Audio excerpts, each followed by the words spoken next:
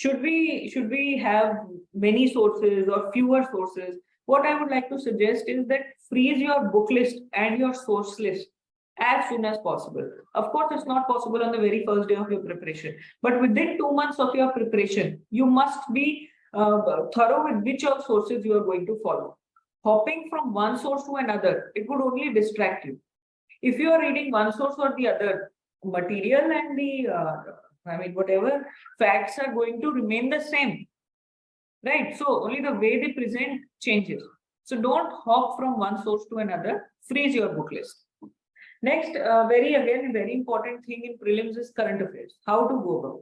I will tell you what I did. So I used to follow one monthly magazine. You can follow whichever you like.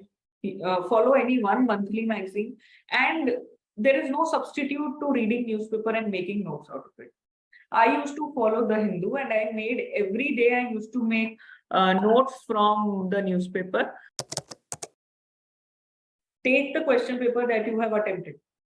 Mark the correct and wrong answers. Now what you do, make a sheet where you divide all the questions, like you divide the sheet into different subjects. This thing, current affairs, static. First divide into current affairs. If it is just a static test, divide all the subjects: environment, science and tech, polity, geography. Geography also divide: Indian geography, world geography. Divide it like that, and then now start ticking and crossing the questions that you have attempted correctly or wrongly.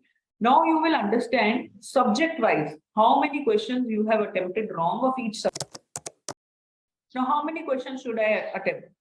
So my golden number was 84 to 86, like that. So I had attempted 85 or 86 questions in my successful attempt. Before that, I had attempted 94. And the attempt before that, I had attempted 75.